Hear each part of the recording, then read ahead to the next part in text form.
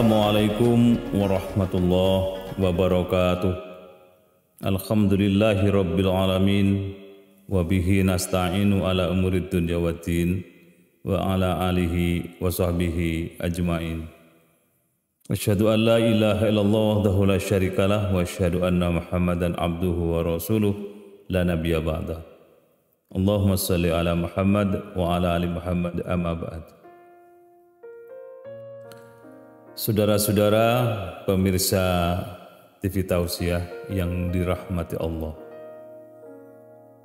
Ada orang yang bertanya-tanya, apa sih sebenarnya manfaat agama yang Allah turunkan kepada kita dan kita lakukan setiap saat dari waktu ke waktu, mulai kita masih kecil sampai tua, bahkan sampai nanti menjelang meninggal dunia. Apa manfaat agama itu bagi kita semua? Ini adalah pertanyaan kritis yang perlu kita sikapi dengan hati yang tenang, perlu kita urai, perlu kita jawab supaya ada kemantapan bahwa kita beragama ini benar-benar membawa dampak positif, memberi manfaat yang luar biasa besarnya, dan kita menjadi butuh kepada agama, tidak merasa terbebani, justru beragama ini dengan hati senang, dengan hati bahagia. Dan kalau kita melaksanakan ajaran-ajaran agama yang Allah turunkan kita ini, ada kepuasan jiwa. Memang banyak kaitan antara atau buah dari agama itu bagi kehidupan kita. Agama ada kaitannya dengan masalah-masalah dunia kerja. Banyak aspek yang bisa kita kaji peran agama dalam dunia kerja ini. Agama ada kaitannya juga dengan sosial budaya. Banyak nilai, value yang Allah turunkan kepada kita supaya dalam sosial budaya ini senantiasa ada nilai agama di dalamnya. Agama ada kaitannya juga dengan kehidupan ekonomi seseorang atau lembaga. Bagaimana agama mengaturnya supaya ekonomi kita tidak ada kepalsuan, tidak ada tipu-tipu, bahkan berada pada jalur yang benar, on the track. Agama mengajarkan semua itu. Agama mengajarkan kepada kita bagaimana kehidupan sosial politik supaya kepemimpinan di tengah kehidupan berbangsa dan bernegara tidak terjadi penyimpangan-penyimpangan. Dan kita boleh bicara politik, jangan sampai alergi, karena seluruh apa yang kita lakukan itu ada kaitannya dengan kebijakan politik. Dan ada juga agama itu yang berkaitan dengan masalah-masalah seni, masalah-masalah kesehatan, seluruh aspek, sehingga ada yang mengatakan bahwa agama ini ibarat jalan lurus, jalan tol yang luas, dan dibagi per lajur ekonomi, lajur politik, lajur pendidikan, dan seterusnya. Silakan kita berjalan di atas rel semua itu, bebas berkreasi sepanjang tidak membentur tembok kiri dan kanan, yaitu Al-Quran dan Al-Hadis, supaya tidak terjadi kesalahan yang fatal. Saudara-saudara sekalian, ada hal yang menarik yang dikaji, yang ditulis oleh Profesor Dr. Hamka, bahwa agama yang kita peluk ini akan melahirkan 3 sifat bagi pemeluknya. 3 sifat itulah yang harus senantiasa kita asah, kita pertajam dalam beragama ini, sehingga kita merasakan agama ini benar-benar melahirkan sifat yang luar biasa. Pertama, kata beliau, agama akan melahirkan sifat sidik, jujur, lurus. Sidik dalam hal akidah, jujur dalam hal akidah. Tidak boleh keimanan kita itu bengkok, tidak boleh kita kemudian menduakan Tuhan, menduakan Allah, itu namanya syirik, dan syirik itu adalah dosa besar. Sebagaimana pesan Luqmanul Hakim kepada putranya, ya bunayya la tusyrik billah, inna syirka la dzulmun adzim. Wahai anak-anakku, jangan syirikkan Allah, karena sesungguhnya syirik adalah dosa besar.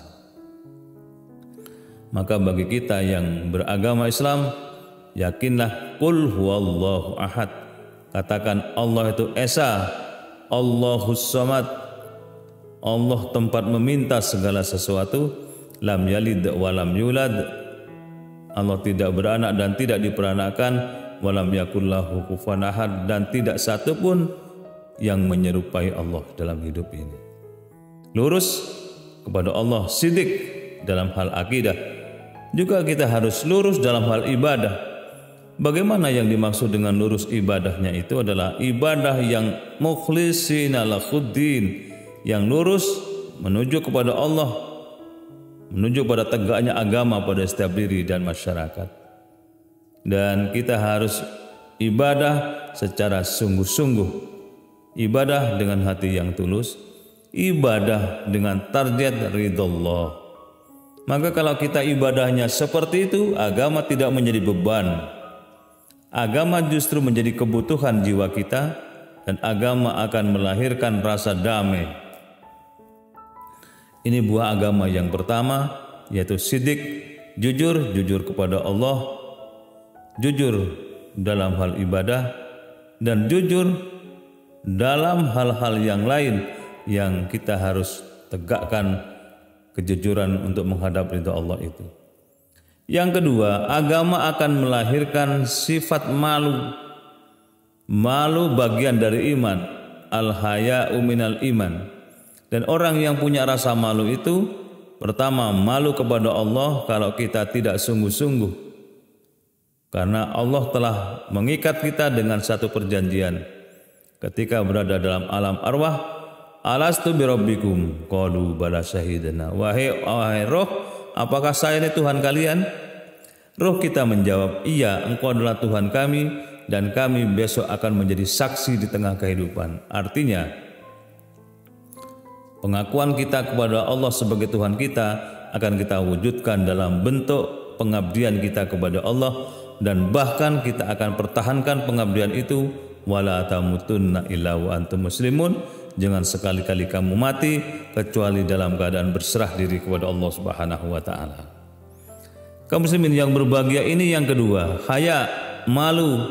Orang kalau masih punya malu, maka dia akan baik, perilakunya akan baik. Dia merasa tidak pantas hidup di tengah-tengah masyarakat dengan cara yang tidak etis, dengan cara yang tidak baik. Maka kalau ada orang sudah kehilangan rasa malunya, dia sudah tidak lagi punya etika.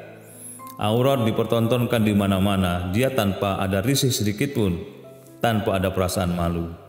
Dia mengaku iman kepada Allah tetapi masih korup, berarti rasa malunya sudah mulai kecil, dan dia tidak malu kepada orang lain, tidak malu kepada Allah Subhanahu wa taala. Sifat malu inilah yang menyebabkan dunia ini menjadi terselamatkan. Dengan sifat malu ini maka tatanan kehidupan berjalan dengan baik. Masyarakat kemudian bisa berpenampilan secara sopan karena ada rasa malu. Manusia bisa beribadah dengan baik karena ada rasa malu. Manusia bisa bangun tengah malam untuk munajat kepada Allah karena merasa malu. Dia tidur, kemudian tidur sementara sebagaimana Rasul Muhammad SAW menggunakan sebahagian dari waktu malamnya untuk munajat kepada Allah, sementara kita pengikutnya kok enak-enak tidur, malu kita kepada Rasul Muhammad SAW. Begitu seterusnya dalam hal perasaan malu ini, malu kepada Allah, malu kepada sesama manusia, dan malu kepada diri sendiri kalau kita memang tidak maksimal di dalam menerapkan ajaran agama Allah. Jadi yang pertama, agama buahnya melahirkan sifat jujur. Yang kedua, sifat amanah, bisa dipercaya. Yang ketiga, sifat malu, itu tadi yang ketiga. Nah, bagaimana dengan kaitannya dengan amanah? Amanah ini menjadikan kehidupan menjadi tertata dengan baik. Seorang pemimpin yang amanah, maka pemimpin itu akan bisa mengendalikan anak buahnya, dan kalau dia bicara pasti benar adanya. Kalau dia berjanji diwujudkannya. Rakyat yang amanah adalah rakyat menghormati pemimpinnya sepanjang pemimpinnya tidak melakukan pelanggaran terhadap kebenaran agama. Rakyat yang baik adalah rakyat yang tunduk dan patuh kepada pemimpinnya.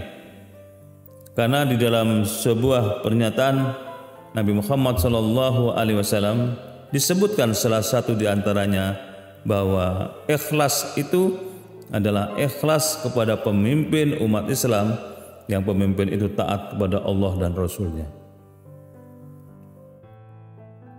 Ad-dinul khalis, kata Nabi. Qulna liman ya Rasulullah, untuk siapa kami harus ikhlas? Agama adalah ikhlas. Untuk siapa ya Rasulullah? Ikhlas kepada siapa? Pertama Nabi menyatakan lillah, ikhlas kepada Allah. Maksudnya ikhlas kepada Allah adalah kita mengabdi sepenuh hati kepada Allah, lillah, wali rasulih, dan kepada rasulnya, wali kitabih, dan kepada kitab-kitabnya. Ikhlas kepada Rasul, mengikuti sunnah-sunnah beliau. Ikhlas kepada kitabnya, kita mencintai kitab Allah sebagai pedoman hidup kita. Wali a'immatil muslimin, yaitu ikhlas kepada pemimpin umat Islam. Itulah bagaimana agama melahirkan sifat-sifat yang tadi sebagai buah dari agama itu. Jujur, malu, amanah. Tinggal bagaimana kita mewujudkan semua itu. Ini sebagian buah dari agama yang kita rasakan dalam kehidupan kita, yang dengan agama yang turunkan Allah itu kita menjadi damai hidup. Ada hal lain yang bisa kita simak bahwa agama itu menurut Profesor Quraish Shihab, agama yang Allah turunkan kepada kita ini ada kaitannya dengan kejiwaan seseorang. Apakah hasil dari beragama kaitannya dengan kejiwaan? Agama melahirkan orang-orang sabar dalam hidupnya, sabar menjalankan perintah-perintah Allah, sabar di dalam menjauhi larangan-larangan Allah, dan sabar ketika menghadapi ujian dan problematika kehidupan. Sabar. Innallaha ma'as-sabirin. Sesungguhnya Allah bersama dengan orang-orang yang sabar tadi. Sabar ketika menjalankan perintah Allah. Seluruh perintah Allah dijalaninya dengan penuh rasa tanggung jawab, dan dia merasa bahwa agama bukan beban bagi kehidupan ini. Justru agama dianggap sebagai pemenuhan terhadap kebutuhan jiwa seseorang. Kemudian ikhlas kepada Rasul, artinya kita siap mengikuti sunnah-sunnah Nabi Muhammad SAW. Barang siapa yang mengikuti sunnah-sunnah Nabi, kita besok akan dicarinya, diberikan syafaat oleh Rasul Muhammad SAW. Sabar kepada kitab Allah artinya kita mencintai Al-Quran, gemar membacanya, menelaah isinya, mewujudkan dalam perilaku. Kemudian kita juga memperjuangkan isi Al-Quran itu dalam kehidupan sehari-hari. Baru kemudian kita sabar ketika menghadapi problem, ujian, malapetaka. Hadapilah semua dengan kesabaran tinggi, yaitu ditandai dengan tidak ada keluh kesah. Justru sebaliknya kita serahkan kembali kepada Allah Subhanahu wa taala. Itulah kaum muslimin yang berbahagia, antara lain agama dikaitkan dengan jiwa seseorang, melahirkan kesabaran. Dan yang kedua, agama dikaitkan dengan jiwa seseorang, melahirkan sifat ikhlas yang tinggi, ketundukan kepada Allah atas dasar ketulusan hati. Dan di atas keikhlasan ada keridhaan kepada Allah Subhanahu wa taala, sehingga kita perlu mewujudkan ikhlas dan ridho itu di jalan Allah. Ini kaum muslimin yang berbahagia, antara lain buah agama sekaligus pengaruh agama buat kejiwaan kita, sehingga dengan memahami hal itu kita akan merasakan bahwa agama ini benar-benar membuat hati kita menjadi bahagia. Agama ini benar-benar menjadikan kita sebagai orang yang mengingat dan mensyukuri hidup ini atas karunia Allah, dan agama yang Allah turunkan kepada kita memperkokoh jiwa kita dengan kesabaran dan ketulusan yang tinggi. Terima kasih, mudah-mudahan manfaat. Assalamualaikum warahmatullahi wabarakatuh.